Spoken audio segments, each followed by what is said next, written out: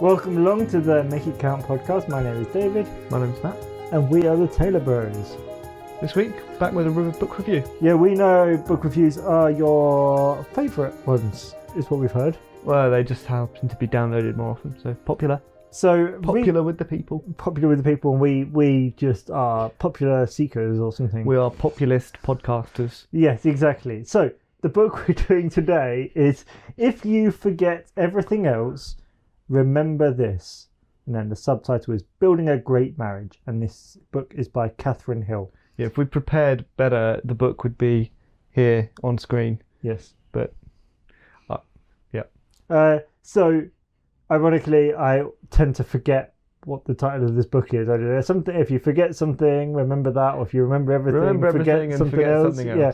But if you forget everything else, remember this. And it's all about marriage. And I think we can learn a lot of things about marriage. Who's the author?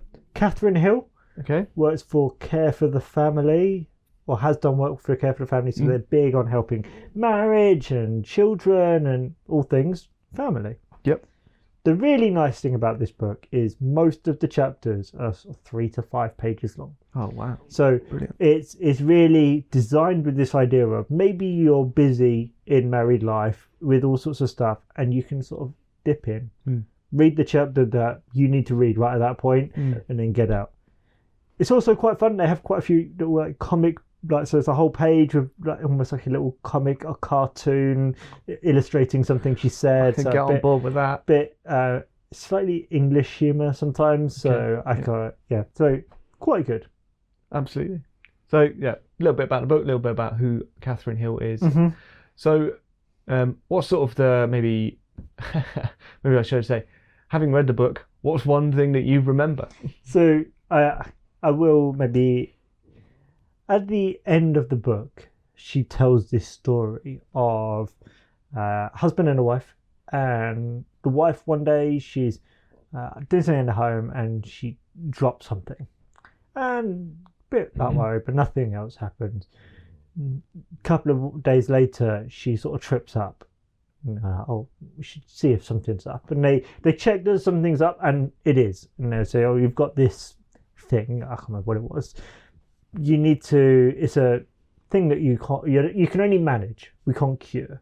So see if you can do some strength stuff, that will see if that can help you. She tried to cycle, but she didn't really have the balance. She tried to go to the gym, but that didn't really seem to help. Anyway, they decided, the husband and the wife, to do some dance lessons. And it worked for a while. And the husband one day was like, well, why the cycling, it didn't work. The exercise in the gym, that didn't work. What is it about the dancing? She said, you really don't know? Well, it's you're holding me. And she sort of, earlier in the book, the author had talked about two are better than one. One can help the other up, and that sort of cord of 3 strands is not easily broken. Yep. And so that there's that strength. They're stronger when there's 2, even stronger when there's 3, and that key message is you're holding one another up when you're unbalanced in that time. And so that was kind of the key message. Yeah, more powerful image of that, of the dancing couple. I'm sure that will be a lasting image. So in terms of, for you, how did maybe this hit personally in this time? You've been married for almost 2 years now. I think it's really helpful. Marriage is, for it to be successful, it has to remain a priority. And so reading from wisdom of other people, I mean, this couple that Katherine Hill, she's been married for 35 or so years, but also has been helping other couples through Care for the Family. I think she was even a family lawyer for a time. So she has that real experience. So I liked this book because it's quite practical, quite grounded in reality. It didn't just, it wasn't really idealistic in the sense that it did face up to the realities of some of the challenges that you can face. And what does that look like? So I did enjoy the process of the book, and it's a short book, so I was able to go through it. I think it did really well. Sometimes you read a book and you read the first 5 chapters, you're like, that's really good. And then sort of the second 5 chapters, sort of, they're filler. They didn't know what to say. But actually, this book did really well. It's got more than 10 chapters. But actually, it built that relationship so that the further into the book you get, the quite heavier the topics were. Right. But you were like, oh, I trust you to go there in a healthy, helpful way. Sure. But also there's more of a challenge in some of those things that maybe not all books deal with. So things about pornography and debt and affairs and things like that Wow. they're quite. I've been the first chapter. Not shying away from it. Yeah, the first chapter is #BFF, best friend forever, and then 15 chapters later, you're like, right, the real issue with affairs and what does that look like and how can you roll with that? Wow. So yeah, I thought that she did it really well, and I didn't feel like, oh, where's that come from? It felt like, oh, okay, yeah, you've got experience of that. You helped couples with that. You've all sorts of stuff. So yeah, really good. Yeah. So if you had the opportunity to ask Katherine Hill sort of a question about her book, what would you ask? What did she miss? What do you wish was in there that wasn't? Some of this is just good advice. So like there's one chapter, a slower day never comes. Yep. So sometimes in marriage, but in other, you sort of think, oh, it's been busy, but yeah, that's because of this and this. And in a couple of weeks' time or a couple of months' time, Or we'll a be couple all of right. years' time. Yeah, we'll be fine. We'll be able to have that date night that you wanted, or we'll be able to do this thing. And the reality is, probably a slower day never comes. Sure. And so you have to make time for these things. They have to become a priority. You have to put them in and choose yes to them, so you say no to other things. And that's a really good reminder for all of us who live in a busy time of the world, ultimately. Yep. I like that.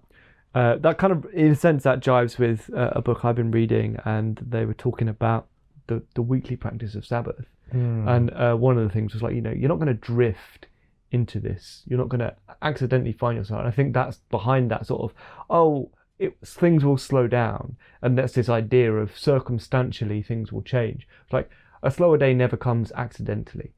If we plan for slower days regularly, or even go, actually, in order to do this, one of us or both of us are going to have to make adjustments to either our work or our social life in order to make space for that. That can happen, but that doesn't happen just naturally. Yeah. So I like that. She also did a few chapters on Gary Chapman's The 5 Love Languages Classic stuff. We really like that book. Definitely, that's maybe even the first book I'd recommend a lot of couples to read. So she talks about that and gives it a slightly different angle because it's her angle, but definitely explicitly talking about that. But I also like, she talks about Find the Third Way, which is a Stephen Covey idea. Win-win. Talks about this couple and they got married and they discovered they had very different decorating tastes. Brilliant. That didn't come up in pre-marriage counselling. Who would have thought? And so the wife sort of said, hey, you decorate the first room. He kind of like that sort of chic, sort of minimalist sort of style. So he decorated this room, thought it was really nice. And wife comes to him and said, great, you decorated, you had the first room, so and that was the spare bedroom. So I'll decorate the bedroom. And it was sort of like this, you do one, I do one. Right. You do one, I do one.